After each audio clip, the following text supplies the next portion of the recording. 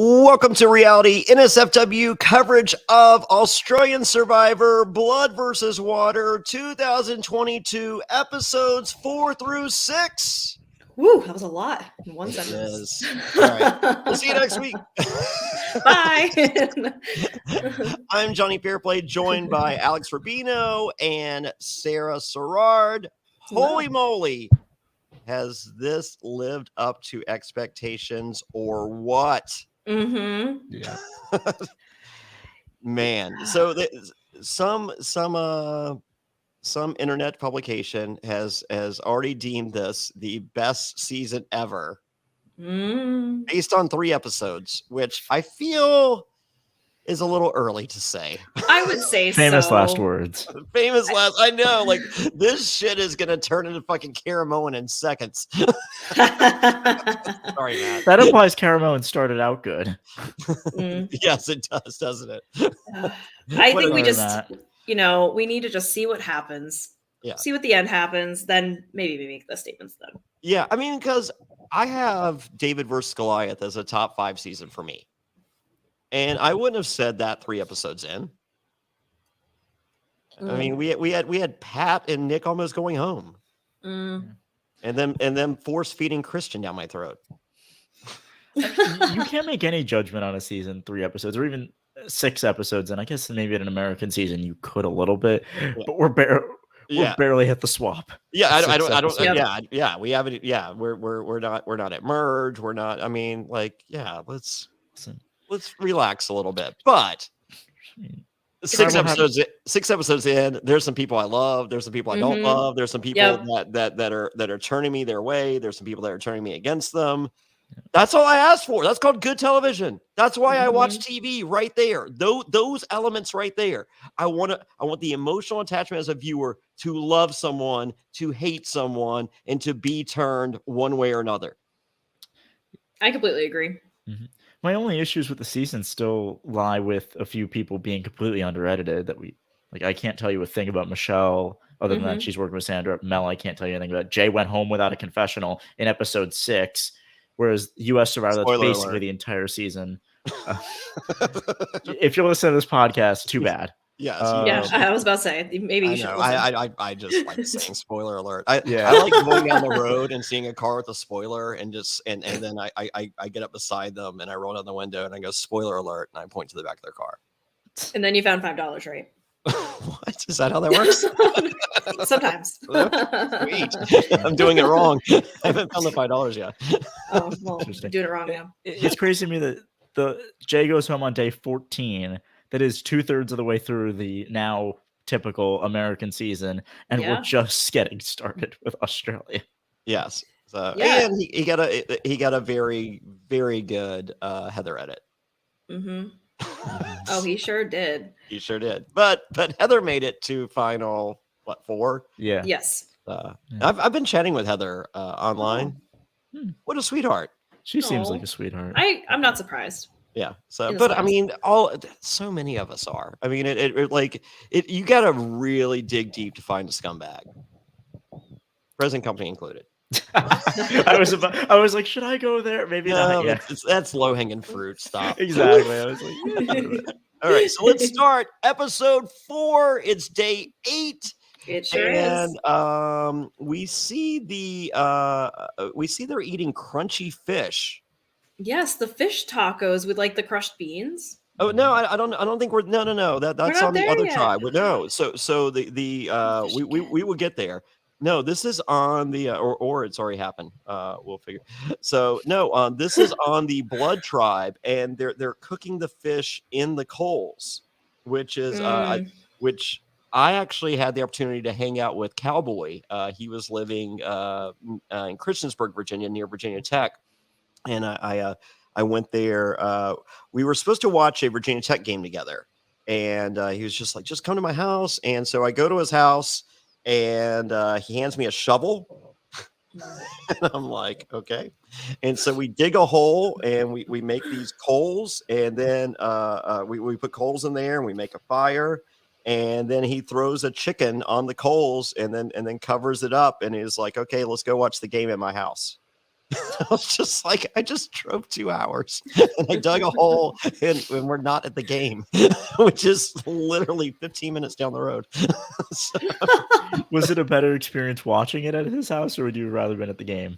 I mean, hanging out with Cowboy is an experience upon itself. I can Each and every imagine. time. He is a very, very special human being, and so I would have liked to watch the game with Cowboy at the stadium. But it was a fun, and the chicken was amazing. I never thought I would like chicken at with a dug in a hole, and so. But I feel like that premise is comparable to what they were doing with the fish, just throwing the fish on the coals and crunchy fish. I like the concept. So I have not done it because we were fortunate enough on Pro Islands. We won a grill thing to put over top of our fire, and a spice rack, and that changed life as we knew it. So because the easiest thing we could do was catch a stingray, and you throw it on the grill, and then flip it over and grill the other side. And it tastes like scallops, and you just took the meat off. It was no cleanup, it was amazing. So nice. So that and was. Now I need lunch. Yes. And for those of you wondering what stingray tastes like scallops. So, but yeah, crunchy fish. So we have Sandra's first tribal talking about Dave following the fiasco that was Juicy Dave. And wow.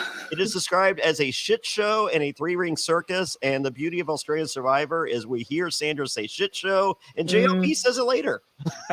That was great. I loved that. I remember the first time I heard it, I was like, wait, they can say that here? That's interesting.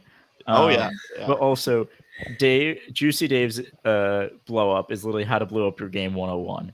You want to go amazing. home, do it this way. Oh, and then play an idol and save yourself. Yeah. So, well, we'll get to the exact breakdown at the next tribal. So, but we see Dave is on the outside. He begins his apology tour, as well he should, and we see Sam throwing shade at Dave, and I'm just like, Sam, she is out. Because he threw her under the bus, right? She was trying to work with him, and he's like, "No, I want you gone." I don't blame her at all. Yes.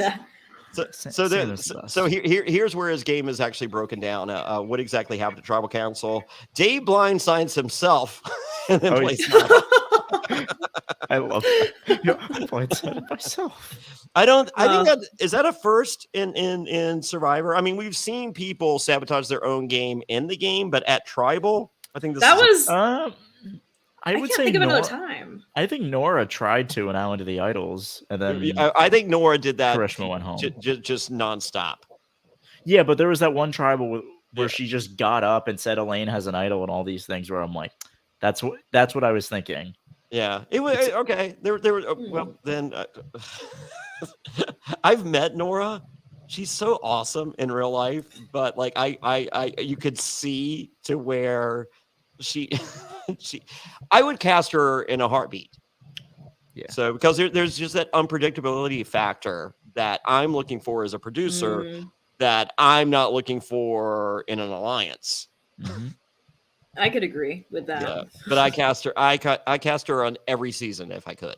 Yeah, you need a psycho like Nora every single season to give you entertainment. Yeah, and so in the friendly definition of the word. So please don't. Yes, absolutely. I mean, you can add Alex all you want, but he doesn't. I get enough hate. We don't need more. Oh my god, the comments are so. Where's your pen, Alex? Oh my god, I hold a pen because I have notes that I write down and I put them. Yeah, you know what? Here's a pen, damn it. Okay, here's a pen. Here are my notes. Deal with it. So fast forward to the blue team. Wait, crunchy fish tacos. Can I mention one thing real quick before we go over there? Sure. We do have a question in the chat from Arjun. How do you feel about Juicy Dave taking your spot as Sandra's rival this season? And it's available. I just want to tip with it. Every single time Sandra plays, she has a male rival that she has to beat. You, Russell, JT, Tony, and then Juicy Dave. And then Boston Robin winners award. Okay, maybe say, and then Juicy Dave. So no, we'll get to Sandra's game because I feel that there's plenty to discuss, but I feel the discussion is better at the end of the discussion of episode 6 more so than where we're at here. So so we make our way to the blue team, which can we please just call it the Water Tribe? Can we just come up with a name? I know, it's red and blue. No. It's red and blue. That's all it is red and blue. I mean, I get it in that it's not that we have, like, blood isn't a tribe of people that are related versus, friends on water. So I get that aspect. However, it's still the blood tribe and the water tribe. Let's just work it in a little bit. You can, I mean, when you're if you're in the middle of a challenge and your testosterone's built up and there's all this anxious energy, red and blue is fine. Yeah. However, any other time when it's a little more relaxed, let's stick with blood and water, please. It's okay. It's killing me. So. It also sounds better. It does. Red and blue. I mean, like I feel like I'm watching like an early season of the challenge or something. Anyway, so we're on the water tribe, and Khan is making conch bean hors d'oeuvres, and they are essentially fish tacos. Yeah. I'm having a tough time voting out Khan at this point if I'm on that tribe. Those tacos looked so good. I mean, right? I want them now. Not much less like, on a fucking island. Where can I get some of those? Oh my god! It's like I want to go to Australia and just go to Khan's restaurant and give up all my money. Yeah, like you make me whatever you want. I don't even have to like what's on there. I'll enjoy it. Yes, and don't charge me because I'm a survivor. Yeah, that would be great. That would be nice. Yeah, but I mean, well, you guys can show up and just say, "Hey, we said nice things about you on the podcast." I mean, that's what I was gonna do. So. Yeah, that's what. Sarah, you want to go together? Yeah, sounds good. Let's go. Leave Jonny and America, head over there. Oh, Jesus Christ. I feel if I'm with you, you'll get a fucking dessert at least. All right. I mean, that's what I was going to say. I mean, take Jonny as like collateral for. Yeah.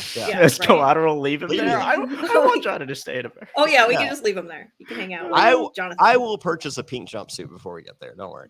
But I'm going to remember that. I think I saw Nina tweet either on Twitter or Instagram was like, oh my God, Khan's food was just as amazing as you think it is. And I'm like, oh, I could never get rid of him. How could it not be? I mean, like you're dealing with fresh ingredients, right? That's step one of good food. I mean, and you have someone who knows what to do with them. Yeah. So as a guy who almost won MasterChef twice would do. Yes. So is now revealed Mark is a double agent against Khan. That was. I'm okay with that. Here's my problem. Why have that conversation before immunity, before a reward challenge? Like that's the conversation you have. You have the reward challenge. Like number one, you shut the fuck up. Yeah. And you have the reward challenge. Then you have the immunity challenge. And then you're just like, okay, now let me reveal what my inner thoughts are. Why would you reveal that 2 days early? I thought it was so weird that he started talking to people that he didn't. I mean, we don't see how much trust he has for those people, but to just be like, oh yeah, and we're in an alliance too. It was like, why are you showing all of your cards? All of your cards. I think that was just a little bit. I mean, you're already a big guy. Why then make yourself a big strategic threat? Yeah. So, but I mean, I will say by the time we're done with 6 episodes, I feel that Mark's game has evolved exponentially from where he was his last go round. But I just felt like if someone's asking me right after immunity, like, hey, Fairplay, what do you think? And I'm like, I'm thinking, I hope it's a good reward. That's all I'm thinking. That's all I'm telling you that I'm thinking. Yeah, it depends on the person though who could pull that off. I think Mark is a person who could have pulled that off, but there are some people you're like, no, you were always thinking about the game. I don't believe you. Yeah, so I don't know. So next, Sandra reveals she got a vote against her. She doesn't like that. And then it's time for a reward challenge. It's morning tea with croissant, butter jam, and coffee. Oh man, who doesn't love this? And we Great. get Mark versus Croc, as is described in the billing. Godzilla versus King Kong, and I don't know which was which, but Mark wins. I'm just curious. Are croissants really like that good a reward? Like I get like they're good, but I feel like if I'm on Survivor and there's a reward, like I want meat. I want like It was some. Australian Survivor is known for really shitty rewards. Yeah, I mean, like we had that, and we had a sandwich, and I was like, is that one sandwich for everybody or one like sandwich individually? In the history awards, the 3 worst things are Australian Survivor, Pearl Islands, and season 41. There was one on Australia. Oh, my favorite one was, I think it was on Australian Survivor All Stars when it was, oh, you get fish and chips, and we're literally giving you a fishing net and potatoes. Yeah.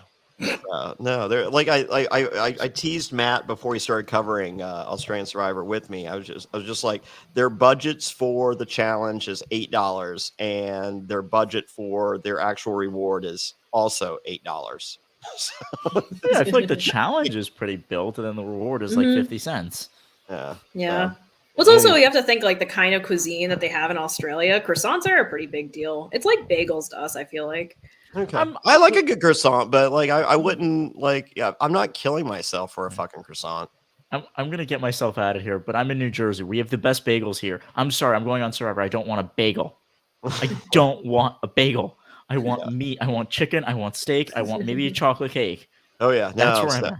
I know there was no protein really. Yeah, that steak and lobster on Pearl Islands was the greatest steak and lobster I've ever had in my life, and I would hope so. I would hope so too. I've been to a lot of steak joints. So we also have Sam versus Shay, which you would think Sam is fucking killing it in challenges. Can we all agree on this? Yes. Like every time it's just like, oh, Sam, and it's just like, and Sam wins again. Sam, she runs across the outside because guess what? The water is less shallow there, or is more shallow there. Brains over brawn. She is definitely killing it. Yeah, I actually wrote right on the side of that wow, because that was wild. I was just like, yeah, Shay's taking this. Like, there's no way. And then all of a sudden, I'm like, holy shit.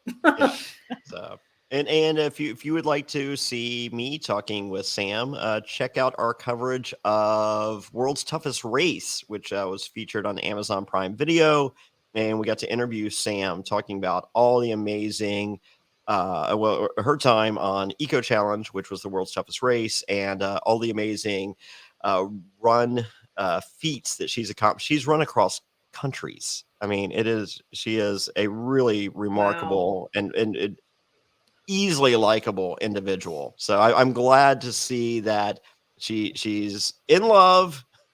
She doesn't need to fall in love, and Sam might be playing the best game of anyone out there right now.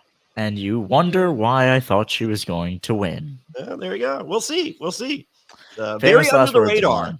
Very under the radar. Like I think Sandra's playing an amazing game, but she's playing a very uphill battle. She 100% is. Yeah. So whereas Sam, I feel is playing just as good a game as Sandra, and I think those two are playing the best 2 games of anyone out there.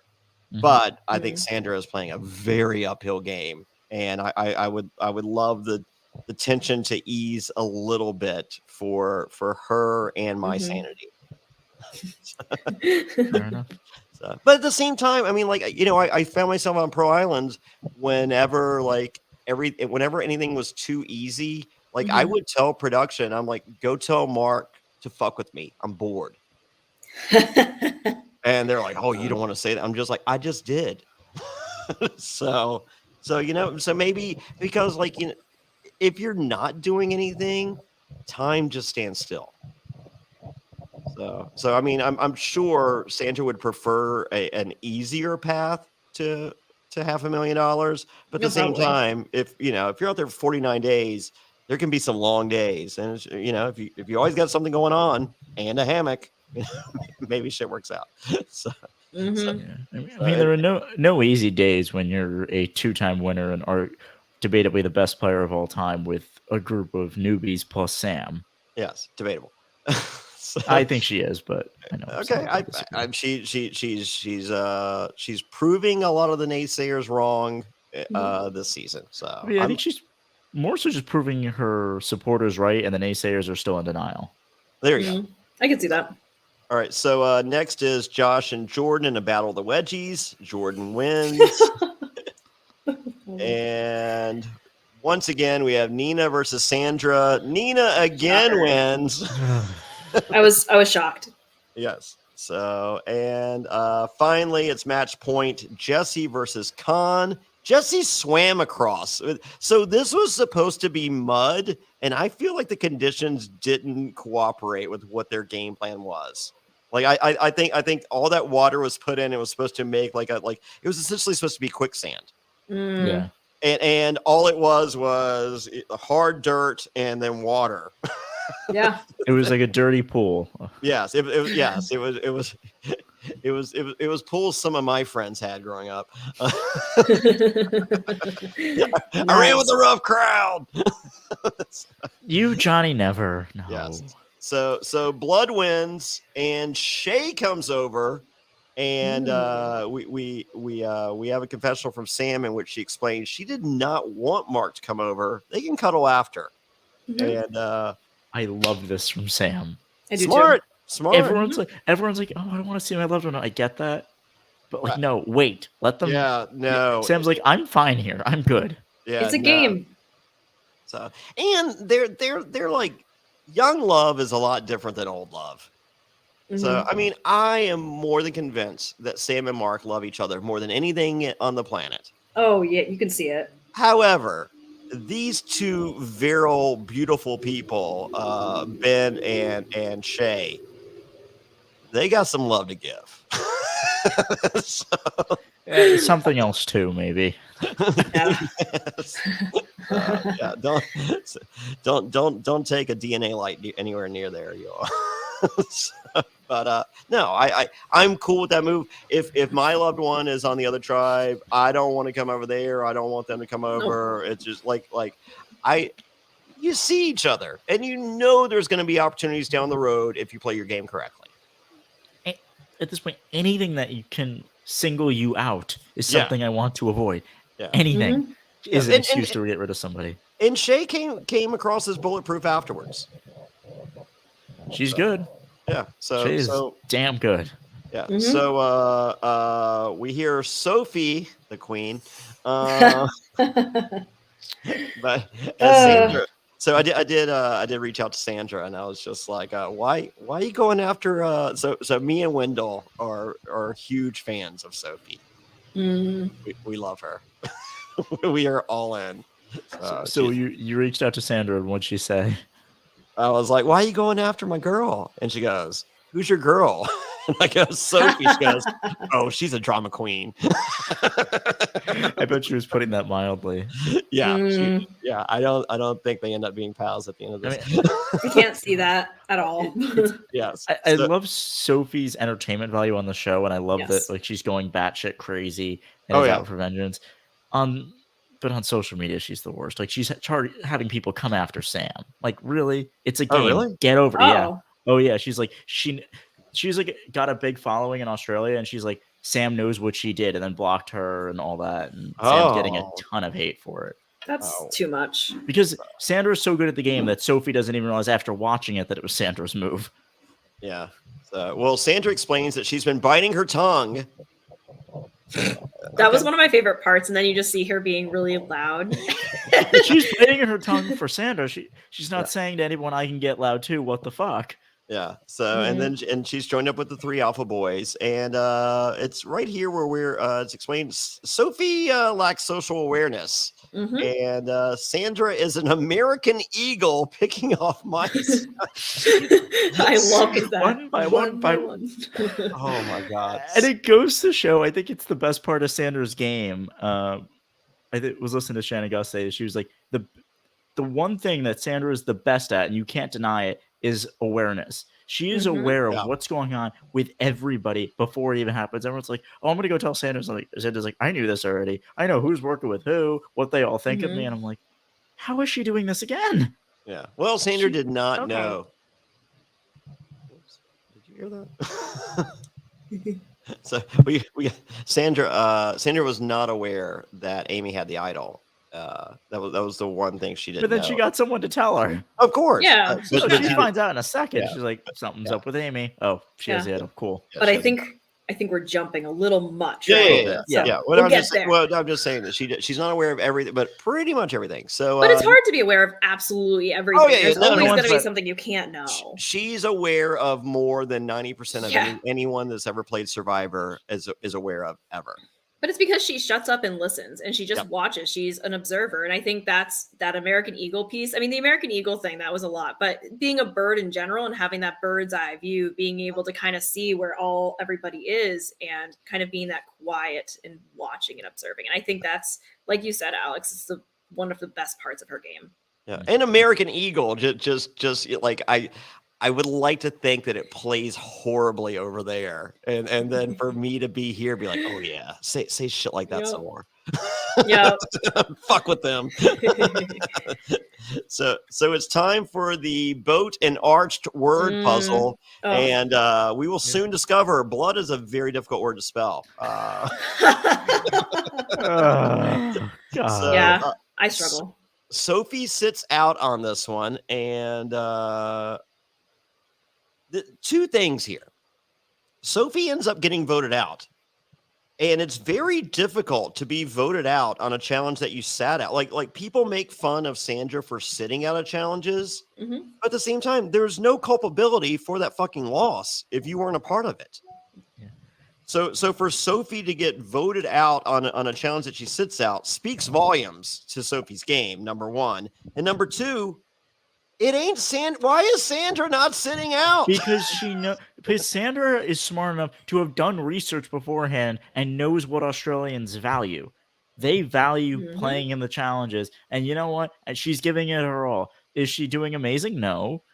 But every time like Nina's going over, she's like, let me try. You see her working hard in all these challenges. And I think that means a lot to these players. They really appreciate her trying. All right. So hold on. We have DF Seraphine says, yeah, we already said Oz Eagles are bigger than American Eagles. Well, that may be the case, but well, I would say that would make them easier to kill, but we don't have many left, so maybe ours are, I don't know. There's something that makes American Eagles, but no one talks about Aussie Eagles. Stop it. Listen. We sent you some of our best. Oh, did you guys see Boston Rob said that he turned down Australian Survivor because it wasn't enough money? Really? Yeah. I would believe that he would. Yeah. Quick word to Boston Rob. Go fuck yourself. We don't want you there. How about that? Is that we good? Okay, cool. Just wanted to. If that's the case, go fuck yourself, dude. So apparently the money is around 21 grand to show up if you're a U.S. survivor. I ain't got a problem with that. I mean, money's money. Yeah. So, well, he doesn't need it. No, that's true.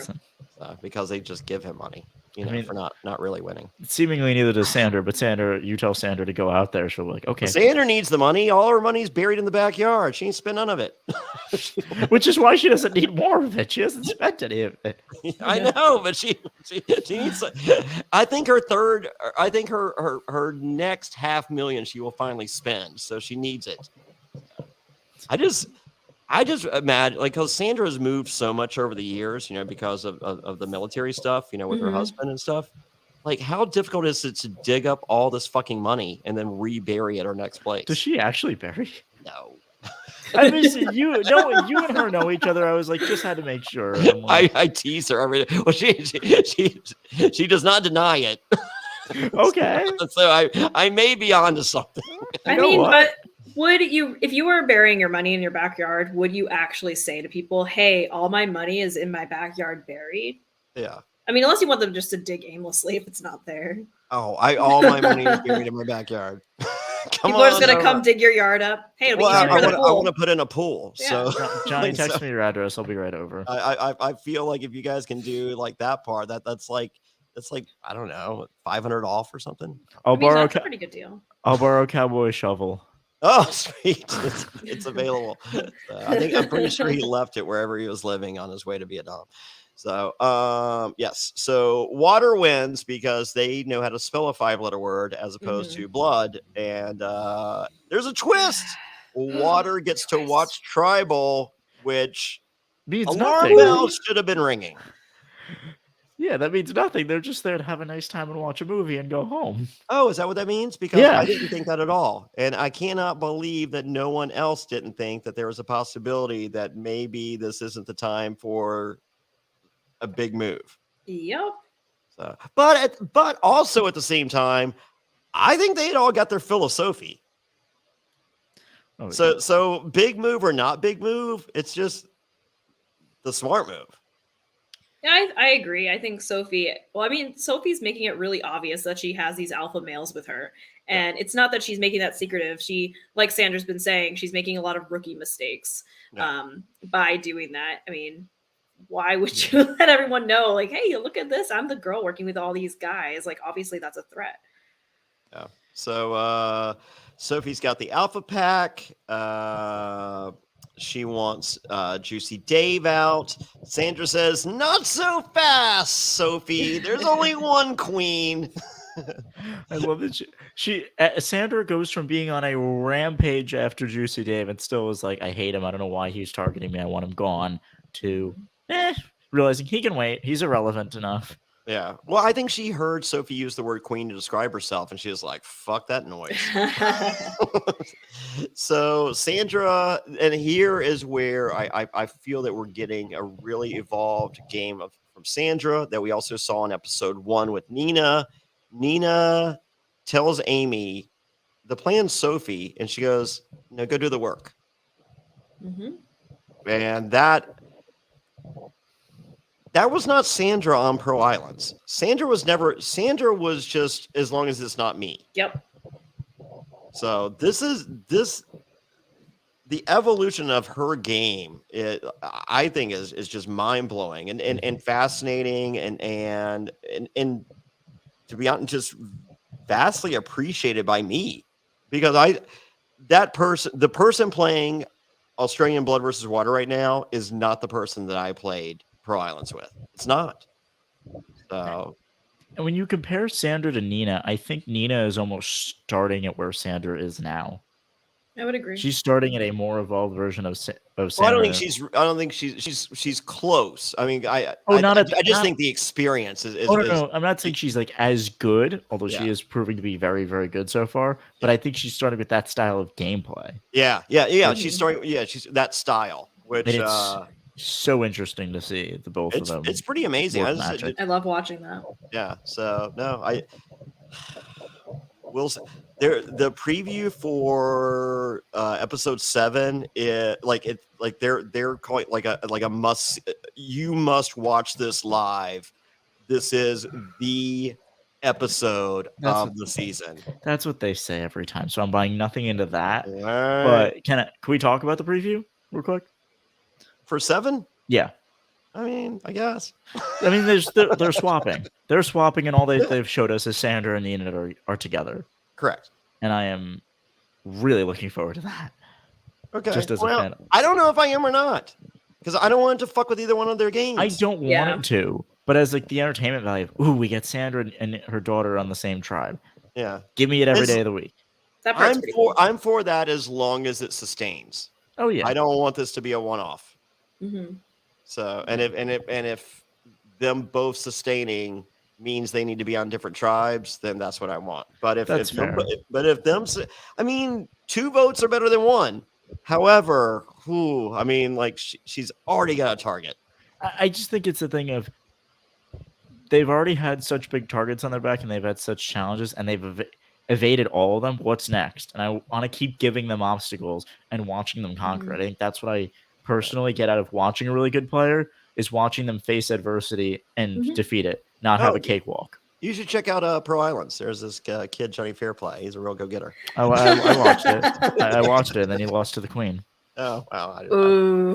I have not watched the last episode yet, so spoiler alert. And maybe he does win. I don't know yet. So yes, we'll see.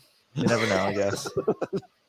So Sam and Jesse are the flippers, and they've decided they don't want to be on the bottom of an alliance because it's going to happen one way or another. And my big takeaway from this is Sam is getting cuter by the second. She's adorable. I love her. Is she not getting cuter and cuter and cuter? I do love her. I can't help it. Oh, I love her too. And let me shout out Jesse for a minute. Jesse really has impressed me so far. I know. Remember the cast assessment? I'm just like, these two brothers, they're on the bubble for me. I want to like them. I'm pretty sure they're going to disappoint me. I'm not going to like, I was right the line in the sand, and I'm just like, you know what? I'm going to go with my gut. They're going to fucking disappoint me. I'm going to be mad that I said I liked them. So I'm going to go with, I don't like them. Motherfuckers. Jesse they're winning so me. They're good. both winning me over. Oh yeah. Yeah. I feel like we don't have enough from Jordy, but I'm loving the way Jesse has played these couple episodes. I feel like we've gotten enough from Jordy that we have more time to tell that story. Oh yeah. Because I don't think they would have wasted time giving us the little bit that they have thus far if he's going soon. So, I think they've given us just enough. They're just like, hey, like don't sleep on this. Pay attention when he says something, and we'll give you more later if you did your homework and followed along when you were supposed to. Yeah. So maybe not, but I feel that the bones that they have thrown his way are just pieces of the puzzle for the big puzzle coming. That duo, Sam and Jesse, I'm really interested to see. They're the ones that they've gravitated towards Sandra now. I'm wondering if they're able to pull away when they have to. Because I think if anyone's taking her out, it really could be those two. Oh, yeah. So but at the same time, like, I don't have a problem with with an alliance of 6 if they're all there of Jesse, Jordy, Mark, Sam, Nina, and Sandra. Oh, that would be so much fun. So because you have the youth. You have the youth, you have the experience. I mean, that's just a total fucking combination. Like ages, genders, spectrums. Can we add Con and Amy to that? And then we have a great. I would love Con. No, I want to see Con and Sandra on the same tribe. No, I don't think that would go well. I don't think you do. I do because I think they would go at each other, and I think Sandra. Oh yeah, they will. Yeah. Well, if that's what you want, yeah. I want Con to stay, but I want Con to have to sweat some bullets, play an idol, and wake up and then be like, "Oh, I'm so sorry, Sandra." No, she has reminded us repeatedly. She does not forget or forgive. No, she doesn't either. So yeah, so even if he sweats through one, plays an idol, he's still a target. Oh, I agree, but I just want to put power players together. I know, but I don't. I feel like I can tell you how this works out. Oh yeah, no, I'm not denying that. But. I want that like slow burn of having it just every little so often because I know the season is going to be longer, so especially then. Yeah, so I'm a quarter of the way through, Sarah. Yes. So in my notes, Sophie is Wendell's fave. She is mine too. Sophie is not aware of small groups. Sorry. Time for tribal.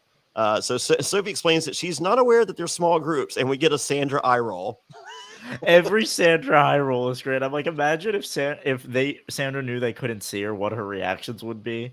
Like if she was in like her and Boston Rob's little spy shack, for the Fallon box, I forgot what they called it. Her reactions if she was there. Yes, and then we hear that votes are based on unity, or as Sam says, a new beginning. And it's sure a new beginning, all right. Yes, and the new beginning means Sam has been voted out, and she stares a fucking hole through Sam. Yeah, oh my god, Sophie's stare. I still love that this is Sandra's move entirely. And Sandra, no one realizes it's Sandra. Even Amy, who's the one who Sandra said, go do this. It's like, oh, nothing. None of this is Sandra's fault. Sam decided to flip, but even if Sam didn't decide to vote that way, the vote still would have gone that way. So either way. Yeah, it doesn't matter. So and you want to be on the right someone side. to be mad at. That's you want to be on the right side of the vote. So So. Exactly. And I think Sam would have explained that later during the enjoying of the reward. but Sophie just came in at 11 and she was like, you know what? I'm good with my decision. So, but yes, Larry says Jonny rocking that vibe. As I've said on every Australian podcast, only really cool people rock visors. I would never say that if you wear a visor, you're a complete douchebag. So, all right. So in a shocking twist, Sophie joins the Blue Tribe. That's why they were there, to welcome her into their tribe. Holy moly! Shocked. Yes. I dug it. I did not want Sophie to go anywhere. I think she is great television. I love looking at her. I think she is beautiful. And please keep her on my TV for as long as possible. Yeah. Unless it interferes with Sandra's game down the road. Correct me if I'm like, there are two possibilities once the Blue Tribe is there. Either they're giving immunity to someone or they're getting someone. Yeah. Yeah. But that's never someone has to think that, right? And no one said anything, but I hope someone thought about it. I think they said it. I'm willing to bet they said it, but they didn't want to tip off the viewer. Yeah. Probably. They have to be smarter than that. I mean, some of them maybe not, but like, yeah. I don't think who's the kid that got voted out on Jay. I don't think Jay's thinking that. Probably not. No one knows what Jay was thinking at all because we didn't hear 1 second of what he was thinking. He was shit TV. I'm okay. Like, I do not have, like, anyone that complains, they're just like, we didn't see them say. I'm like, well, if they sucked, I'm okay with that. I can't make a judgment if he sucks, though, and that's what I think sucks. I felt I saw enough from Jay during the challenge. You know, when they do the little rap session before the challenge. I felt I got enough from Jay that I didn't need to see anything from him. I completely disagree with you. No confessionals in 6 episodes is pitiful. I'm okay with that. I'd like a little bit more, but I understand, because if we gave everybody the exact same amount of confessionals, it would be so bad. Oh, definitely do not do that. I think Alex wants 2 confessionals. He would be happy. Yeah, if Jay had if Jay had done 2 confessionals, been revealed to be a dud, and he's just like, okay, well, as you saw on 2 confessionals, the guy was a dud, and that's there why you go. Yes, and then I have reason to call him a dud. But at the same time, like, I was sitting here, like, I feel like my life over the last 2 weeks has just been watching Australian Survivor, because I'm a fucking fiend to where the new episode's up. I got to watch it. And like, I'll be like 10 minutes into the episode. I'm just like, I haven't taken a single note. And I'm just like, fuck it. I'm just going to watch it. And then I'm going to watch it again and take notes. So my days have been consumed by Australian Survivor. So if all these episodes can be 2 minutes less because I don't have to hear from stupid fucking Jay, I'm cool with that. And it's about making your life easier. That's what I tried to explain. I say that on Twitter. I go, hey, production, if you got a guy that's a dud, or girl, I don't care. I'm not gonna be sexist here. If you have a player that's a dud, just don't give them any airtime. So I can have those 2 minutes per episode, please. That's fair. My thing is, to me, if you're on Survivor, you were cast for a reason. I want to see a little bit of why the show cast you. Some people are cast as filler. You can make that argument. Or as Troy is saying, as furniture. Yeah, there you go. Jay was just furniture. Big Brother is usually good about having the furniture people. But the thing that's interesting to me, Australian Survivor is good at having furniture people. They have 24 motherfuckers for some reason. They are good at having furniture. But I think huge cast. Yeah, if you get on the show, I want to hear a little bit of your story. And it's also interesting that typically it's the women who get under-edited like this. Yeah, I mean, we've not had a man, I think, this under-edited. Good, great. Spread the hate. It's okay. Except what was his name? Leaf in One World. If you look like the list of people who had no confessionals, it's like a bunch of women and Leaf. Well, what when we do the cast assessments for a season of Australian Survivor, like it's there's plenty of standout players that have played numerous times, and so so Matt will make a prediction that's horribly wrong, and it's hilarious, and then to get to me, and I'm just like, look, I can't say anything because I've seen All Stars and this person was on there. However, I will say this. I don't remember that person on All Stars. And how amazing is it that you're good enough to be on a fucking All-Star season and I don't remember any fucking thing about you. Put all-star on quotes, Johnny. I think they're pretty good with their. Don't get me started. Well, I mean, when it's All-Stars, 24 people, there's going to be some. It was season 5 of the show, and they did an all-stars. Yes, they. I think they were. We had slim pickings at best. Yeah, a little quick on the draw, but anyway. So, episode 5, day 10, Water Tribe, and Khan would not employ Chrissy at his restaurant, and I love that. I think that's a smart. I don't know if Chrissy takes this seriously, but I would like to seriously address this. Chrissy, I love you. First person I would cast on this fucking season, bar none. You are fucking gold. I loved her. Chrissy, there's a thing called Yelp, and you would really fuck that up for Khan. Okay. I then like how he corrects himself and it's like, oh, you'd be the maitre d'. You'd be the maitre d'. Good save. Like, you know what? Good save. And Chrissy, if I go to a restaurant and Chrissy is the maitre d', I'm like, you know what? I'll wait an hour. I don't care. Oh, I feel like she's qualified to be the maitre d' at what Amy's Baking Company from Kitchen Nightmares. Oh my god! The only restaurant that Gordon Ramsay walked out on. Oh my god! Okay, if you haven't seen it, everyone, it's on YouTube. Go find do it now. Yes, it's very much on YouTube. Amy's Baking Company. I think you're right. Yeah. Oh my god! I actually watched it again for I think the 8th time last night to go to bed too. So, only you, Johnny, would watch. I love it.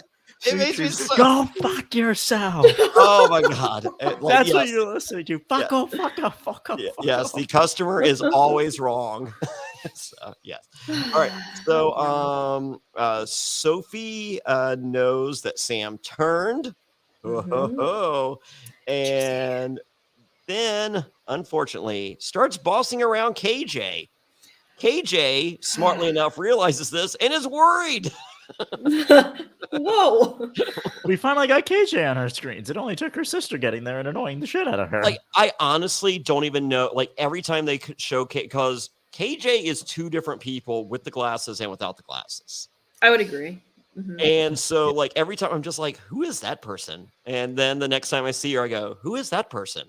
And then I see her again, and I go, who is that person? What I find interesting is she's wearing an Austin, Texas shirt, and then Mark is wearing a random I Heart New York shirt. And I'm like, yes. What is with all the American places? Are they do they know Sandra was coming? And they're like, this isn't America. Well, I know why Dirty Harry wears a Washington Nationals hat. Oh yeah, on All Stars. Yeah, he explained that. I remember. He explained that. When I search the archives, I had was that Patreon exclusive or not? I can't remember. Anyway, if it's not, become a patron. Go to adfreeNSFW.com, become a patron. You get all kinds of awesome bonus stuff. I think that is a patron. Anyway, so we had Dirty Harry on, and he explained the reason that he has the Washington Nationals hat is why he wanted a Mario hat, and Nintendo would not give them clearance to wear a Mario hat. He goes, well, I just want a hat with red on it because Mario has red. Oh, that is why he wears a Washington Nationals baseball team hat, because he just wanted a Mario hat. And Mario's red, so something with red. It makes sense. Yes. Well, I want to bring him to a Washington Nationals game. Yeah, he would be like, I don't give a fuck about this. Oh, I know. It'd be great. Jeez. Yes. So next, we get some crazy fucking rain. That was legit. Okay. Anyway, legit lasted 5 seconds on the show. I was just like, this shit looks like it sucks. So anyway, I forgot about the rain, to be honest. Me too. Yes. Next, Blood is going to tell. We're on the Blood tribe now, and Blood is going to tell their loved ones that Sophie is bad. They've all made a collective agreement that that's what they're going to do, and not a bad move. And then the strong guys at this point realize they're on the bottom. Oh no! Some strong guys are into that. Sandra basically explains that they are not good at Survivor. I love this. I just love it. You're like, what happened? Oh, you're just not good. Like that's all that happened. Yeah, like, I mean, you're strong. Oh my god. I'm like, Sandra, maybe you shouldn't say this. Yeah, you're just not good at Survivor. Survivor is much more difficult than you think it is. So yeah, you're horrible. So keep me around. I'm very good. Watch that, and another moment we'll get to later. That was just my favorite. So it's time for the Heroes Villains Pillow Challenge. Somewhere Randy Bailey is crying, and so is Coach. Oh, and Sophie's firing shots during this conversation. Oh, okay. Oh yeah, she is. Was this where Sandra goes to Nina and just slits her throat? Yes, it is. She does the. That was my favorite thing. Just right in front of kill her, get her out. And she's just like, yep. That and then silent assassins. Yes. And then Sophie tries to be tough and is like, "Look, I've got the fate of all your loved ones here." And I think Sam was like, "Yeah, there's a reason like we voted you out, and they'll vote you out too. Don't worry." Yes. So we're having the Heroes Villains Pillow Challenge over a cheese platter. Yeah. Here we go again. Here we go again. Number 2, where I was like, really? And sparkling refreshments. I hate sparkling refreshments. This would be horrible. It's like cheese is decent. The fruit was nice. Like I would legitimately enjoy like fresh strawberries out there. Yeah, I felt like I saw some prosciutto there, and I went to Lidl. Do you guys have Lidl grocery stores where you live? Nope. Okay, so we have Lidl. It's like a German deal, I think. Anyways, and they get in like really weird stuff. But I live in Danville, Virginia, so no one appreciates the weird shit whatsoever. They're just like, fuck that. So they had it was 15 pounds of prosciutto on the bone with like a hanging hook and all, and it was vacuum sealed. It was fucking it was $99. And then it was on sale for $69. And then it was on sale for $49. And then I got it for $38. Holy shit, what a deal. And then I took it to my local butcher. And I was like, hey, can you guys shave this for me? And they're just like, and I brought a thing of Ziploc bags. They're like, oh, no, we use our own bags and stuff. They're like, it's going to be $10. I was like, okay. And they're just like, holy shit. And I was just like, how long is this going to take? They're like, an hour. See, I thought when you said you were going to buy that you were just going to take it and gnaw it off the bone. Because I think that would have been great. No, I like shaved. I don't even like it thinly sliced. I like it shaved prosciutto. So my Super Bowl party just got a whole lot sexier. With some shaved prosciutto. What? That's not too bad. But it is a point that I think the rewards started out bad and then like progressively got worse. We go from at least there's protein. Yeah, the croissants. But like it was like so minimal. It was like the croissants to cheese to 1/10 of a chicken sandwich. Yeah. Chicken sandwich is pretty sad. That was sad. So Alex's back is hurt again today. I don't know if you guys knew that, but why does my namesake suck? I love him. Like, I wish so. Anyway, can we rethink the fucking Andy decision at this point? No, it was no. The reason being, here's the thing. Alex is so good socially that he was borderline useless, and they still were like, "We'll keep you." He then asked to quit, and they're like, "Can you please stay? We like you." Yeah, like that is more the because they wanted to social game. They wanted to make the move though, and I think it was kind of, they come in, they're all pumped, and then he's just like, "I kind of want to leave," and they're like, "I get that, but still, I think if it's a person they didn't like that much, like if so." Like, say they weren't trying to get Sophie out, but like Sophie then is like, I want to quit. They're like, all right, see ya. We'll flush Khan's title next. I hate Alex. Why? Why do you hate me, Fairplay? Other than your pen. I've got a pen. Okay, I can grab another one. So, yeah. No, we will get to my hatred of Alex coming up. All right, so this is my favorite part of the entire episode is Jesse versus Mark, and Mark talking, and he powers Jesse to the ground, like not so nicely. He's holding him almost like a fucking bully, and he's like, "What's Sophie like?" And Jesse's like, "She's a snake," and he goes, "I thought so." I'm just like, I love every fucking second. Like, I love Sophie, but I'm still here for this. That was so good. That was great. Oh my god! I feel like we've seen that once before. Something like that. Like you're in the middle of a challenge, and people, like two of them are just talking. Yeah. So I think you're right. That was great. So next is Sophie versus Sam. I'm just like, oh, dear Sam, please. This is not good. Like, why? I felt like Sandra, this would have been a good one for Sandra. Sandra versus Sophie, I think, would have been a little fairer because this did not seem fair at all. And lo and behold, Sam wins again because that's what Sam does. She just wins the challenges. She's a badass. Oh my God. I was so happy when she won. Me too. I was like, oh, hell yeah, girl. You got this. See, I like Sam. Like, I always consider me and Sam friends because, like, we had a nice conversation. I believe there were tears in the podcast. And, but I love Sophie. I mean, there's just, she's hot. I'm still like, I definitely am more team Sam for sure. I can understand the appeal of Sophie, but as a player, I'm like, she's playing a little bit too hard, too fast. A little bit? Okay, I'm being nice, but a lot of it. You're being unrealistic. Well, a lot of it. I find powerful women attractive. That's very fair, but... And she seems very at least in her own mind, which is enough for me because I live in my own mind too. Yes. I mean, her confidence level I can definitely agree with that. I just mean as a player for sure. Oh yeah. But I think Sam in this moment is the better player. Oh yeah. I think Sam and Sandra are the two best players playing right now. Yeah.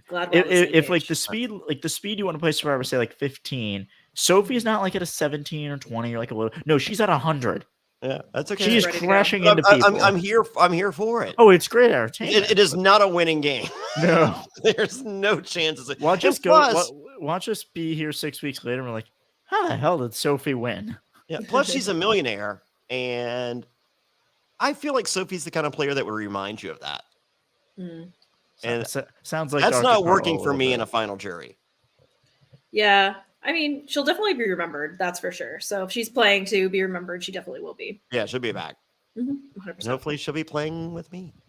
I would love to be playing with her. You're like, do you want to be in an alliance? Yes. No, I don't. I want to be in an alliance with her. So, I mean, well, she's into alpha males. So I feel oh my God. I feel like I'm her type. I mean, maybe. I mean, Jonny, there's always hope. You never know. There is. I'll cross my fingers for you. How's that? So Jordan versus Josh, the cousins, and is Jordan a badass with the tiger trunks or what? Like I prefer tiger trunk Jordan versus Speedo Jordan, just for me and my I just like feel a little more secure in my masculinity and watching. But then I see Croc wear it and I'm just like, oh my God, they're trading underwear or trading. I do not share clothes on Survivor. Okay. But maybe they just get a lot more clothes than we do on Australian Survivor, as it seems to be the case. But still, I don't want to fucking share my clothes with you. I mean, like, I have my own stink. I don't want your stink on my shit. Mm-hmm. Well, especially like that area. Yeah. So I wouldn't be sharing my bathing suit with anybody, especially that I can't wash. Yeah. Anyway, well, if you need something washed, Sandra's going to do a much better job than those alpha boys. Let me tell you. Well, no, she will. Sorry. So then we have Ben versus Jordy. Jordy with the quick attack. Smart move. Mm-hmm. So I like this kid. He's gaining me as a fan. He's not quite there, but he's getting there. And then Nina versus Sandra. Seriously, it's always we're supposed to be like surprised, like, oh my God, it's Sandra and Nina again. And it's like it's not a surprise anymore. And there is the appeal of will Sandra finally beat her daughter? Yes, 100%. Well, yeah, no. Another wild thing that I find about the season and with that is like it's always Sandra and Nina, but it's also always really tight. They always tie, always, in every single reward. Even this one, they were getting really close, and then it's just at one point. Yeah. So Sandra explains that she ain't buying Nina shit for Christmas or paying for a wedding. And Chrissy explains, well, if she has $500,000, she doesn't need it. Chrissy, you two are playing for $500,000. Yeah, I was about to say that. I'm like, yeah, Chrissy. I don't think Chrissy's aware of that, so please don't spoil that for her. She's like, wait, I could win? Wait. I thought I was just here to pick someone. I picked Nina. I like her. So Nina and Blue both win. And but there's a twist. Cheese board is to be eaten at the Blood Tribe, or as Jonathan says, the Red Camp. So lots of hugging. I'm cool with that. Sam with the pic of Harry. She shows to Mark. And then here's something I don't like. Khan is obnoxious with the honey. Poor gameplay. Con, like I understand we're all having fun, it's but like that was just so obnoxious that if I'm on the Blood Tribe, I'm just like, yeah, remember that fucking shit with the honey? Yeah, I didn't appreciate that shit. See ya. Yeah, I was just kind of like, all right, sir. So bad form. Yeah, that was bad form. I don't think it'll come back to bite him, but it was bad form. I'm all for it. It's just like you do just like, oh man, there's a lot of food over here. If I could share, I would. All that. But like, you just you don't showboat it. You were eating like a normal human. So, I'm all for demoralization, but they don't play the demoralizing game in Australia, so that's out the window. Yeah, it's just different here.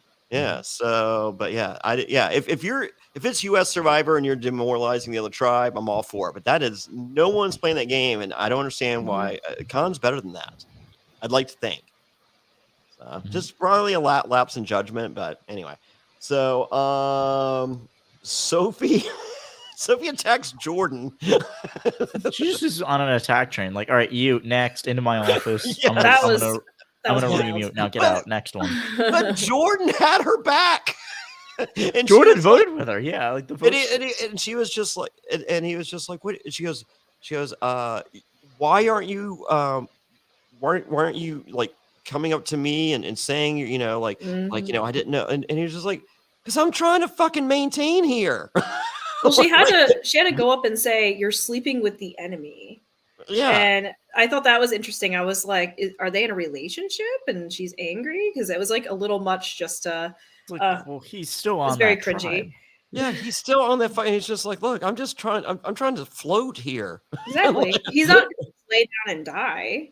Yeah. So anyway, so Sophie is drama. Is her takeaway from all of this. So she does confront Sam, and Sam's just like, yeah, I'm fucking over this. So, I don't really blame her. Yes. And with that, I think it's time for a sponsor break. All right. Woo. Is that you, Alex, or is that me? Lucy Nicotine is a company founded by Caltech scientists and former smokers looking for a better and cleaner nicotine alternative. Finally, tobacco alternatives that don't suck. Researched and developed for 3 years to be made for people, not patients. Lucy has created a nicotine gum with 4 milligrams of nicotine that comes in 3 flavors: wintergreen, cinnamon, and pomegranate. Lucy also has a lozenge with 4 milligrams of nicotine in cherry ice flavor. Each and every flavor actually tastes great, and it's convenient and discreet. Products can be enjoyed anywhere, on flights, at work, on the go, or even in the gym. I am so happy that Lucy is sponsoring us. Ever since they came on board, I have gotten no less than 5 of my friends transitioned over to Lucy and put their cigarettes down. They like the gum. I'm used to seeing the packages all around. This stuff is great, and it's really helping people make much healthier choices. So get on board and join the Lucy movement. Hey, it's 2021. Get rid of your cigarettes, unplug your vape, throw out your dip, and get some Lucy nicotine gum or lozenges. This is the real deal. A subscription to Lucy comes directly to your door each month. It's so simple that you don't even have to leave your house because Lucy has delivery down. Reality NSFW listeners, go to lucy.co and use promo code SURVIVOR to get 20% off all products, including gum or lozenges. That's lucy.co and use promo code SURVIVOR at checkout. Also, I have to give this disclaimer. Warning, this product contains nicotine derived from tobacco. Nicotine is an addictive chemical. That's lucy.co, and be sure to use that promo code SURVIVOR. This episode of Reality NSFW is sponsored by Blue Chew. Say it with us, Blue Chew. Blue Chew is making waves and bringing more confidence to the bedroom by offering chewable tablets that can help men get stronger and longer lasting erections. That's right, we're giving away super hard dicks. Blue Chew is a unique online service that delivers the same active ingredients as Viagra and Cialis, but in chewable form and at a fraction of the cost. Blue Chew's tablets help men achieve harder, stronger erections to combat all forms of ED. Blue Chew is an online prescription service, so no visits to the doctor offices, no awkward conversations, and no waiting in line at the pharmacy. And it ships right to your door in a discreet package. The process is simple. Sign up at BlueChew.com, consult with one of their licensed medical providers, and once you're approved, you'll receive your prescription within days. And the best part, it's all done online. Blue Chew's licensed medical providers work with you to find the right ingredient and strength for your prescription. Don't like swallowing pills? No problem here. Blue Chew's sildenafil and tadalafil tablets are chewable. Blue Chew's tablets are made in the USA and they prepare and ship direct, so it's cheaper than a pharmacy. Hey, if you're looking to give that immunity idol to someone, or you don't want to be voted out of a crater, don't worry, Blue Chew's got you covered. So if you could benefit from extra confidence when it's time to perform, visit BlueChew.com for more details and important safety information. And we've got a special deal for our listeners. Try Blue Chew free when you use promo code SURVIVOR at checkout. Just pay $5 shipping. That's Blue Chew, BlueChew.com, promo code SURVIVOR to receive your first month free. And we thank Blue Chew for sponsoring the podcast. We're all trying to eat better, but healthy breakfast doesn't have to be boring. Magic Spoon has the amazing flavors you love, but without all the bad stuff. And it's amazing as a midnight snack right before bed. 0 grams of sugar, 13 to 14 grams of protein, and only 4 net grams of carbs in each serving. That's only 140 calories per serving. It's keto-friendly, gluten-free, grain-free, soy-free, and low-carb. And build your own box. Available flavors to build your very own custom bundle are cocoa, fruity, frosted, peanut butter, blueberry, cinnamon, cookies and cream, and my favorite, maple waffle. Now, Magic Spoon recently brought back their 2 super popular flavors, cookies and cream and maple waffle. Thank goodness, but they're back permanently. And when these flavors were first introduced for a limited time, they sold out extremely quickly. Now, I'm here to let you know you can get them again or try them for the first time. Why? Because they're delicious and indulgent. Jonny, Magic Spoon has so many great flavors that I really enjoy, and even my kids enjoy them. We have the cocoa, fruity frosted, peanut butter. All these are really great combinations. They enjoy waking up in the morning and getting some Magic Spoon right off to start their day great before they head off to school.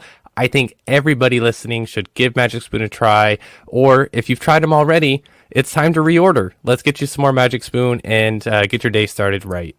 Hey, when I finish a podcast late at night, the first thing I'm thinking is not sleep. It's let me grab a delicious bowl of Magic Spoon before I go to bed. So go to magicspoon.com/survivor to grab a custom bundle of cereal and try it today. And be sure to use our promo code SURVIVOR at checkout to save $5 off your order. And Magic Spoon is so confident in their product, it's backed with a 100% happiness guarantee. So if you don't like it for any reason, they'll refund your money, no questions asked. Remember to get your next delicious bowl of guilt-free cereal at magicspoon.com/survivor and use the code SURVIVOR to save $5 off. Thank you, Magic Spoon, for sponsoring this podcast. Thank you, Magic Spoon. I had cocoa for breakfast this morning. Ooh.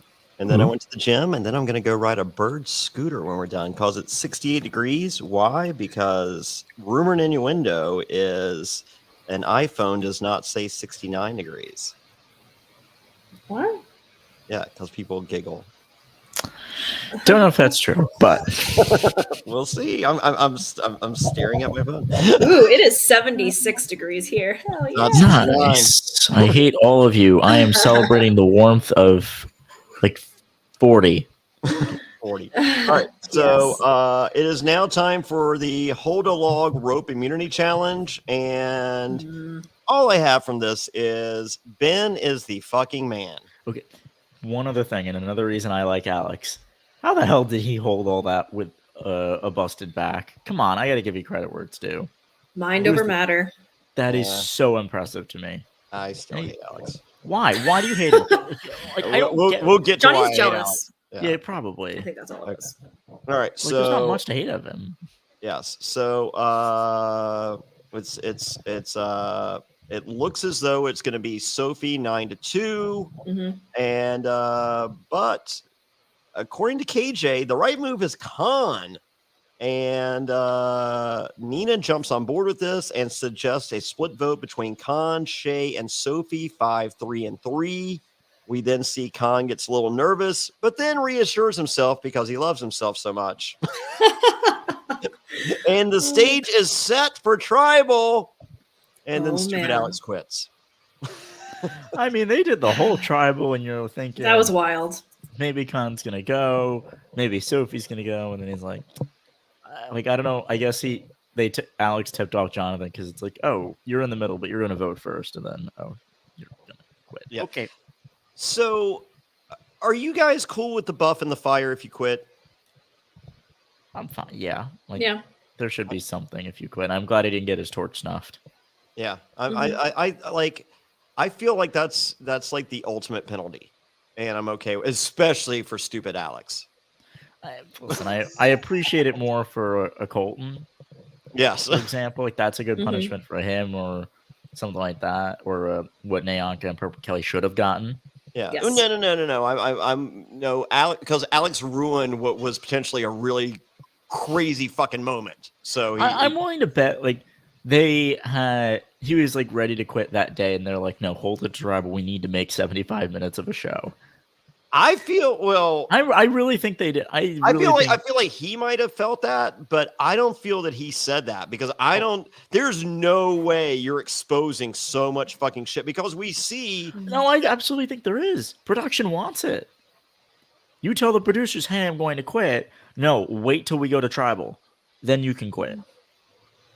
Yeah, that's fine. I get that. But I'm just saying, as a player, you're showing your fucking cards. Yeah. So many players are showing their fucking cards, and this fucking asshole is potentially fucking up other people's games going forward. Well, I think anytime somebody quits the game, I mean, obviously there's reasons that people need to quit. Yeah. And I mean, it's hard for us to say because we're not in Alex's shoes of like how bad that pain was. But at the same time, anytime somebody quits, it's a slap in the face of the players. Yeah. It just is. But there is a difference between like him and Dana Lambert quitting versus like an Nayanka or Purple Kelly. And like this of course. is much closer to a Medevac than anyone else really has been.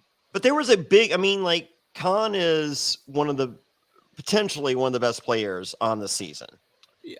And the move was to go after the big trophy. Mm-hmm. And this asshole fucks all that up. I mean, listen, don't get me wrong. Do I wish he waited until tomorrow and did it? Yes. Yeah. I would have loved that. I mean, yeah, I mean, have the like. If his social game is so awesome, he's such a fucking cool dude. Then why didn't he just let fucking tribal council go and then quit the next fucking day? I can't speak to the level of pain he was in. That's fucking selfish. That's selfish. I think it might be selfish, but I do think he's trying to stick it out the whole time. And then at that moment, he's like, I just can't do this anymore. Great. Dude, as soon as the votes are read and the stuff, and then you follow up is, oh, by the way, I want to quit too. I think I think when I was watching that too, in the moment, I was thinking that kind of his thought process might be the fact that he almost feels bad because he feels bad for the other players. So he almost like wanted to do that to have them fulfill something. I could be wrong, but that was the vibe that I got. Legitimately think he felt bad. Like I don't think he was really trying to be as selfish as you're saying, Johnny. Yeah. But I really also think there's a production element in this. Like they wanted him to do it this way. I really think. What? I said I want to be shocked. Yeah, because I'm willing to bet if he's like, oh, we'll have a vote and then I'll quit. And they're like, oh, hell no. No. We have too many non-elimination episodes to fill already. We do not need another one. Yeah. Oh, and real quick, let me get to this. Going back in time, BBG95. Ben had one of the best individual performance in a team challenge I've ever seen. I don't think so. Really? I honestly I think it was amazing to watch, but I honestly feel that if you're on the end and you're like I feel like it's not as hard. Like I don't feel like you're really holding all. I feel like they're working with the logs are working with each other in that. So I feel like there's a degree of balance that's being factored in. And there can be a little bit, but with one hand holding all that much by yourself, I still don't think. I think it's a little less impressive than what we perceive it to be. Okay, I feel like it works itself out if you're on the end and you're not competing against other stuff. I don't know. I think that the visual was amazing. Yeah, I still think that it's really heavy. I don't know. Did they say how heavy each one of those logs were? I did not catch if they did because I'm usually very quick to do the conversion.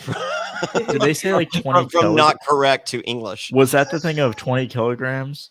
No, that was last week. That was okay. Yeah. So I don't think they said, but I mean, either way, seeing how much struggle everybody had, and I mean, like Croc and like these strong guys like struggling, and then seeing Ben, who's not like. He's not a giant dude, and he's holding all this. I mean, he is, but he isn't at the same time. He's not like jacked like some of the other guys. Like he's got a lot of tattoos. He's badass, but like besides that, I mean, he is like he's really fit. That Black Panther in the center of his chest. I don't think I've ever been more envious of a tattoo in my life. All right, I love his tattoos. Yeah, he is that dude's a stud. One thing that was interesting about this challenge was. I forget who was next to Chrissy. I think it was Khan, who just says, you just have to outlast Sandra. Oh, yeah. And Sandra's beasted it out, holding it out. I'm like, damn. Yeah, Sandra outlasted really Croc, I think. She's trying so hard in this game. I was expecting Sandra to kind of just be... Sandra and Alex, I was both expecting them to kind of just like be like, all right, challenge starts. All right, I'm out. Have fun, guys. Yeah. Like immediately. And that's also where I give credit to Alex. And I really think Alex was in a bad spot with this. Yeah, I wish he didn't quit in that way. But as a viewer, what would I rather see? Would I rather he just quit in the episode? We don't have tribal. We have none of that. Or we get all that entertainment and we just don't get the vote. I will take the latter every day of the week.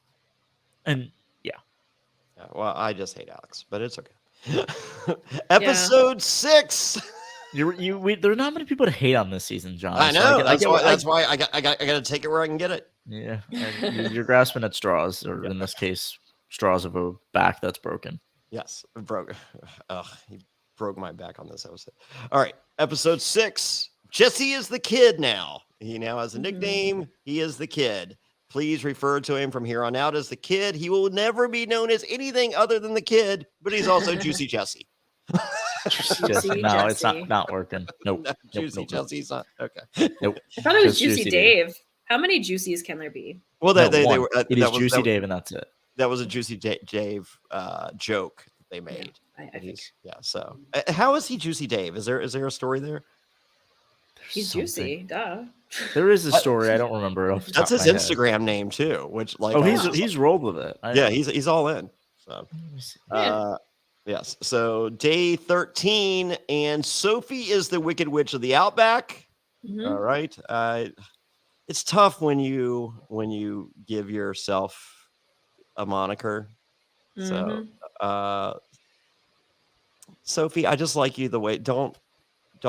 Just stop. You know who she reminds me of? Who? What's her name on David vs. Goliath? Angelina. Yes, that's why. Yeah, she reminds me of her too. And I'm ridiculously attracted to Angelina as well. So that makes sense then. Yes. So one thing I found really interesting in this part is the whole Sophie and Khan scene when they got together, because she's just like, all this stuff. She's telling him pretty much like a lot of truth, and he's just like, no. I don't want to work with you. And it's like, well, the worst thing to do is like somebody comes up to you and like, oh, I'd love to work with you. And you're just like, no chance. No. Yes, I want to work with you. Oh my God, yes. Confessional I was like, fucker. No! I don't want to do it. That's how you do it. Yeah. So Khan says no chance. I'm like, she is so sexy. And then Khan runs and tells everybody. Chaos ensues. Yes. So next we have Sandra's backstory. Very brief Sandra backstory here, but put up the red flags for me. I'm just like, oh fuck, is this a Sandra Boot episode? Because that's what I was thinking too. I am not prepared for this. And if it is a Sandra Boot episode, I mean, do better. Do better. I mean, like, we literally got like a 20-second Sandra backstory, and none of it included Jonny Fairplay. So, come on, man. I'm there. I'm part of this. Like, do what I did and rattle off her list of enemies. Yeah, It's like, she has Juicy Dave, but before she kicked Juicy Dave's ass, yeah, here's every male villain that she beat. She started with Jonny Fairplay, and then it went to Russell. Then it went downhill from there. And then it went to Tony and Boston Rob, and now we're at Juicy Dave. Okay. Yep. Juicy Dave. Yep. So then Sandra informs the viewers at home there's a day 16 curse that surrounds Sandra, and it is only day 13. And she wants to make it past day 16. Day 14 was tribal, so I'm hoping with this swap that they swap on day 15 and they don't go to tribal until day 17. Yeah, this might work out for her. So yeah, there's something real to that day 16 curse for Sandra. So the guys are going to be targeted if Blood loses based on the Black Widow Alliance that's not called the Black Widow Alliance. And Sandra's like, I want Dave. And in case that wasn't enough, just to reiterate to her female alliance, she calls him out. I was like, why are we doing this? Oh wait, this is great entertainment. I'll take it. Oh yeah. I felt like I'm like, Sandra, you're better than this. And I'm just like, you know what? Sandra's fucking bored, and fuck Juicy Dave. I'm for it. Yeah, she's like, I have no use for you. Yeah. So Amy wants Sandra out next. I don't like this. And then we learn that Dave, is it now? Dave, Jay, and Amy are a throuple. I feel like Sandra has just learned the word throuple, and I don't think that Sandra would enjoy it if she did a Google search with throuple. No, she wouldn't.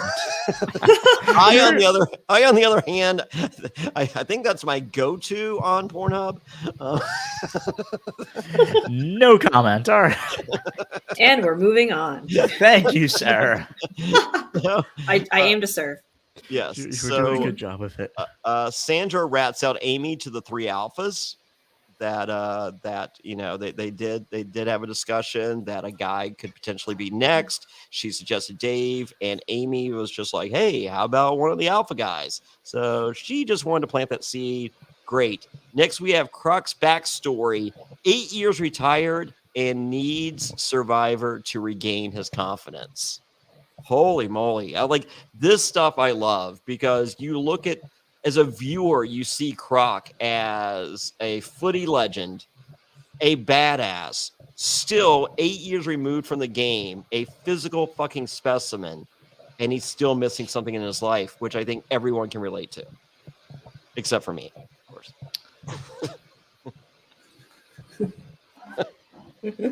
Gotta love it. Oh, what a guy Croc is. I love it. So supposedly, if you want some good viewing, do a search for whatever Croc's real name is and type in Croc AFL. I think is the name of the league. No, NRL. It's rugby league. Okay, NRL, and then fights. And allegedly, he has some of the best fights of So if someone can grab that link and throw it up in the Patreon, we will discuss it on the next Q&A. That does not surprise me that Croc would be a good fighter. Yes. So it's time for the reward, and Alex's quit is explained, and Jay is proud, and I'm just like, oh, you should go next. And I'm like, oh wow, God is listening.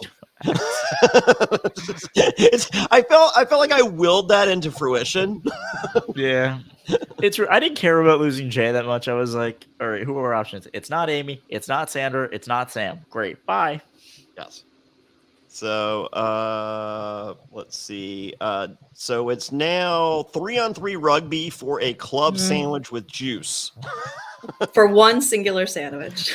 One. I love that they're like, oh, this for a fucking club sandwich.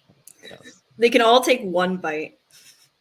Yes. protein. Epic RY guy. Sarah's shirt is such a badass shade of blue. Okay. Congrats. Do I need Alex, you're so cool. And Jonny, he doesn't know me, so I'm cool, and I'm about to tell him he's a fucking asshole for what he's saying about the both of you. And no. Goodbye. Go away. No, I love him. I roasted his recreational video. No, I'm more worried about what he's saying about Sarah. Like, come on. Don't worry, I know him. It's just a troll. Okay. Then maybe Calling you out, Ryan. I'm trying to stick up for you, Sarah. Right? I'm used to like so many trolls coming at me, Sarah, and I know Sarah women get suck. it worse. So I'm like, yeah, I don't want to deal with it. Sarah's married. She stopped sucking a long time ago. Stop it. Jesus. I know that's how it was explained to me. Not just in not specifically. Sarah, I love you. I'm trying to fight for you. I just think it's funny. I do too, but I'm trying to fight for you. He told me he was gonna roast me, so. Oh, then I'm sorry. I bet he's cool. If he's doing this, I'm fine. I'm sorry. I thought you were one of the assholes who was like yelling at me about a marker or something. It was like, oh, let me go after a woman. But no, I'm used to that. I'm used to like seeing female podcasters getting so much crap unnecessarily. So I don't want to deal with it. Yeah, well, I appreciate it. I don't defend any guys, so keep your Alex hate coming. Listen, I can take it. I kind of enjoy it. Yeah. All right, so I not enjoy it, but I will laugh at it. Yes. Yeah, the only thing I don't like is when I get corrected in the comments because I don't look, this is a wing and a job here. I'm here to correct. I don't know. Just make your own podcast if you want to correct it. Oh, there you go. Shoot me the link and then I'll block you. Okay. Woo! Blocking party. Yay! All right. So the Water Tribe wins, and Mark flips over the table and nothing. I love nothing. that. I love that there was nothing there. He's like, good. there's something I always wanted to do on Survivor. Flips the table. There's nothing there. Okay. Yep. So that was Mark. Mark's game. I hated Mark on his first season. And I'll give Sam a lot of credit for this. I'm liking Mark. I don't love him. And he's barely on this side of like, but he is growing on me. He has figured out what he did wrong his first go round. And I'm not seeing that guy whatsoever, other than the fact that his observations, which made him, I'm guessing, an amazing, military guy, are coming in handy now without, being overly militant, which did not work in his favor first go round.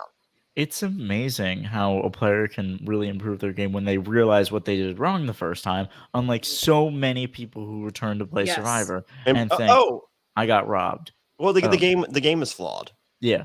So it's not that person playing the same game 8 times in a row. It's the game. Yeah, no, you would think they would fix the game so they could finally win. And you would think Australian Survivor is so mean to Americans that Americans can't do it. Yeah, but apparently they can. Yes. All right. So we see on the Blood Tribe, Sandra's taking note of everything. I love it. Everything. What she does best. And then we see Michelle and Sam watching Amy because Amy is going for an idol, and Sandra didn't feel the need to leave the hammock. And you Amy, What? It's like, oh, you go sniff around. You'll tell me what happened. Oh, like they literally come back like they're her servants. Oh, she's got it. Oh, all right, let's get rid of her. No, they don't. That's the crazy thing. So we see Amy get the idol. It seems. And then they tell Sandra. Michelle still told Sandra. We'll get. We're not there yet. So we see Amy get it. We see right before that she's in close proximity to Michelle and Sam, but we don't see them. We don't see them see her get it. So it's just like, okay, did they leave because they were right there? And I don't know. So hold on. I give Amy the credit there of finding it without Sam and Michelle seeing it. But apparently she didn't. Yeah, but then I'm saying, but then going to go tell Michelle about it was the bad thing. I don't think she told Michelle. Did she not? No, I think Michelle saw her get it, and so because we don't.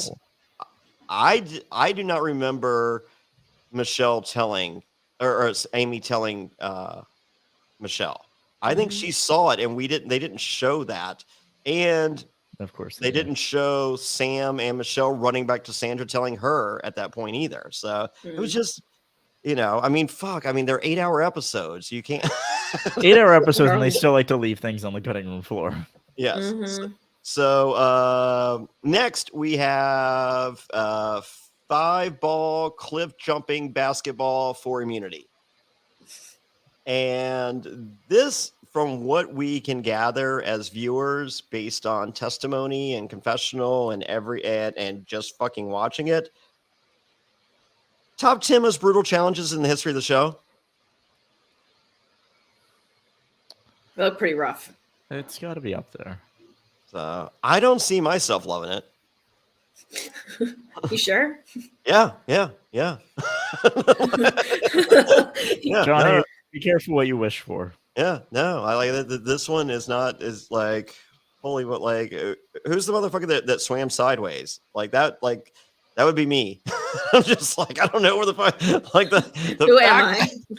Like, I felt this would have been a little more reasonable if, like, you had someone up there waiting for you, and you tag, like, you swim all the way out there, you climb up the net, and you tag someone, and they jump off with the ball and then bring it in. This just seemed a bit much. Yeah, I would agree with that. That's Australian Survivor as a whole. Everything is a bit much. Yeah, it's very physical, so I wasn't very surprised. Every challenge, the number of days, the number of people, the number of twists, it's all a bit much. But I feel like this cast is a more normal cast than previous casts we've seen in the history of the show. And so, and this challenge was like based for like super athletes, and half this cast is not. Oh, and even the super athletes sitting there with fucking medical attention. Yeah, I was about to say, Croc is an athlete, and it was hard for him. So yeah. So anyway. And I felt bad too, because at the beginning of the episode he talked about like not wanting to let anybody down and all of that, and then this happened. I was like, oh, Croc. I know. I thought this was going to be like his badass moment. I'm just like, this is the exact opposite. So yeah. So water wins, and Croc's winded, cinches up, and I'm just like, wow. All right. Well, there goes your hope spot. And next we go back to the Blood Tribe, and it's done deal, Dave. That's it. Don't anyone think any different. Dave's going home, and then we see Amy pitching Sandra to Croc, and Jay pitches this to Jordan, and then Dave pitches to Croc, and then this is where we discover Michelle tells Sandra Amy has an idol. Record scratch moment. Change of plan. Let's throw 4 votes on Jay, 3 on Amy. and Sandra is fucking taking this game back in her hands, and I'm like, okay, this is cool. And then Jordan tells Amy to play the idol, but does not tell her where the votes are going. Yeah, interesting. Yeah. So Jordan, like, you gotta go. You can't dip your toe in the water. You either jump in the fucking bath or you fucking stay dry. That's just poor game, because like I look at Jordan's the fucking Rock. He's a good looking dude. He seems to be very nice. He's obviously a fucking stud. and his gameplay is dog shit. That's a nice way to put it. You're probably right. Right? Yeah, you're right. So next we have the lovable Sandra. How do you spell Amy? Oh, it doesn't matter. Jonathan will know how to say it. He said A-M-Y or A-M-I-M-E? 2 E's, 1 I. Fucker. So many ways to spell it. Yep. So, I wish you said that with you and like, how do I spell Johnny? Oh no, I told them. I explained to everyone how to. So I think that was in a tribal. I told everybody else how to spell my name, and they still fucking misspelled my name. It's not that hard. Yeah. No. So I see. Time for tribal, and Sandra calls out Amy and Jay for being left out. For being left on the out.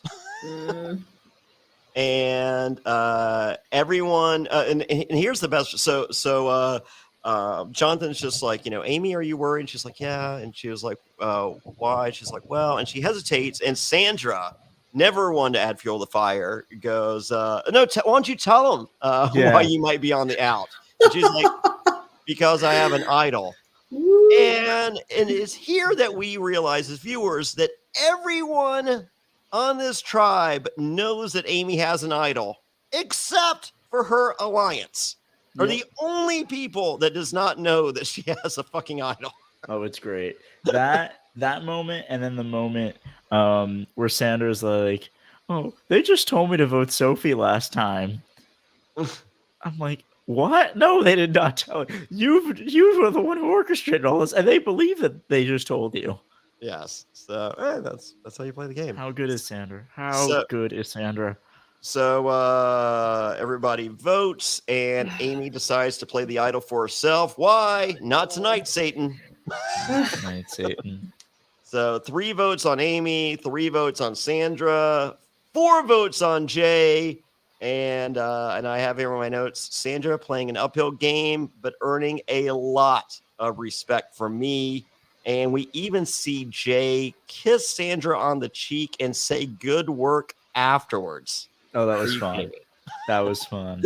I mean, that was nice. Yeah. So the vote breakdown here is, I'm looking at it. So Jesse, Michelle, and Sandra were the ones who all voted Amy. And then the 3 on the outs were Amy, David, and Jay, who all voted Sandra. Then everyone else, the other 4 voted for Jay. I'm like, that is how you act. That is how you execute a split vote perfectly. Yes. And Sandra's like, I'm gonna keep myself out of the fire. Like, let's not. Like, get me out of the way. All right. And you'll see a lot more split votes on Australian Survivor versus U.S. Survivor. I think more so in part to one thing exclusively, in that second place and last place get the same amount of fucking money. So you don't have people playing for 75 grand if they make the jury, or if they, it's just like, 60 grand's pretty good, or 40 grand's pretty, like, I can live with that. If second place, or if second place and last place are getting the same amount of money, and you're just like, hey, Johnny, it's just like, fuck you, dude. Like, I'm playing for me. That's how I want to play the game. Like, I want to play the game of, it doesn't matter whether I come in second or last. Yeah, I want to win. I'm there to win the game. That's how we should play. And I think that's why we get a lot more split votes. And secondly, I think that's why it's a more entertaining show. So, I mean, I don't suggest that for the U.S. in case I do go back to the U.S. because I feel like I could comfortably. Why you'd come in for last anyway? No. I'm first or last. There's no in between. Yeah, I'm fucking Ricky Bobby in that shit. But next week, drop your buffs, tribe swap. Sandra and Nina are on the same tribe, and it's day 16. Oh, it's gonna. Oh no. Yeah. So the swap. 16. So the swap is on 15. I'm willing to bet they're gonna be like, can we go to? Can we have tried? They're gonna rush production and be like, let's go day 16. Maybe. As I said, they're advertising it as a must-see event. Oh, please don't tell me that means Sandra's going.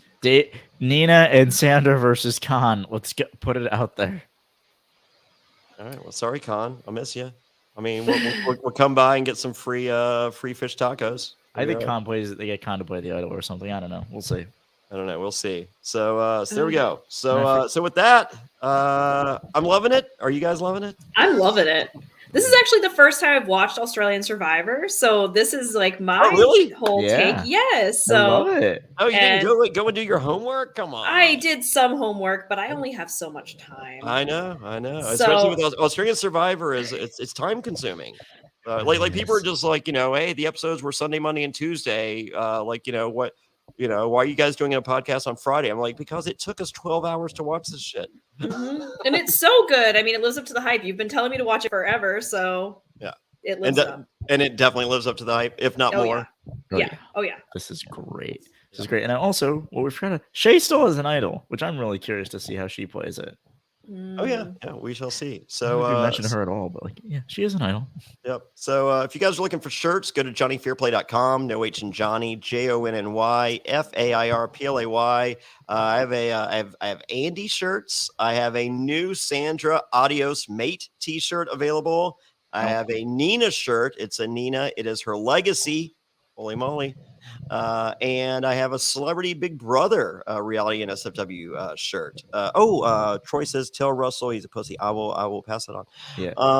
Also, become a patron. Go to adfreeNSFW.com. It is an amazing group of people over there. If you're not an amazing person, then you probably shouldn't join. But if you are an amazing person, please check us out. It's adfreeNSFW.com. We are covering Australian Survivor Champions vs. Contenders 2 from 2019. We do a weekly, but we have the links to watch, as well as the links to watch all of the new season of Survivor. They're all available at adfreeNSFW.com. Of course, we have a follow-up after show, Patreon exclusive podcast. We do the weekly Q&A, which is Matt Bischoff's favorite podcast of the week, each and every week. You get added to the secret Facebook group in which you can ask questions and interact. We do lots of fun things over there. We have Super Bowl squares. It's so much fun. But yeah, check us out, adfreeNSFW.com, and then get a shirt and get yourself a cameo, cameo.com/JonnyFairplay. Also, Sarah's podcast. Tell us about it. The Mind After the Game. So I interview various players on their experience inside, before, and of course after the game, to look at their mental state / just interesting stories. Actually just interviewed Jonny, so you'll be seeing his episode on Monday. Oh wow, there we go. I know, big surprise. I know you don't remember. How was he as a guest? He was all right. Yeah, sounds all right. And Alex, what do you got going on? Nothing much. I wish I was podcasting about Celebrity Big Brother with Bobby and Brent, but my schedule cannot work with them. But go check them out. I see Bobby in the chat. They do such an amazing job, and just want to give them a shout out there. And also, I want an Adios Mate shirt, Johnny. Okay, Adios Mate. Noted. I gotta get. But, if you want to, Bobby says the Golden God is the best player to ever play. In my opinion, you are 100% correct. He is the greatest player of all time. No, he's not. But okay, I agree to disagree. Yeah. And if you want to at me for all my terrible takes, it's at Alex M. Rubino. So that's the place to yell at me for all my takes and all the pens that I'm not using in this episode. Oh, sweet. I will. I was going to send you a pen. All right. So with that, become a patron, get a t-shirt, get a cameo, get all those things. Click like, click subscribe, leave a comment. If you don't like, and give us 5 stars, whatever the highest is. If you don't like it, just don't listen, please. The 2022, I feel like we're doing better across the board. So if you like it, thank you. We love you too. If you don't, no one made you to come here. I promise. And if you made it this long, you're just a fucking asshole for torturing yourself. So please leave 5 stars, tell your friends, click subscribe, all that fun stuff. But yes, if you don't like it, go away.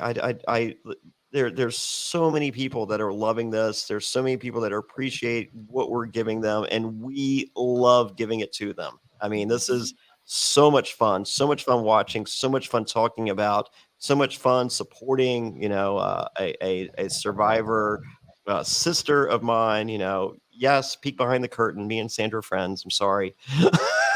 But this is really cool, and we thank all of you for checking this out and giving us your time. Thank you again. Thank you, everyone. Hey. And for more Reality NSFW content, visit adfreeNSFW.com.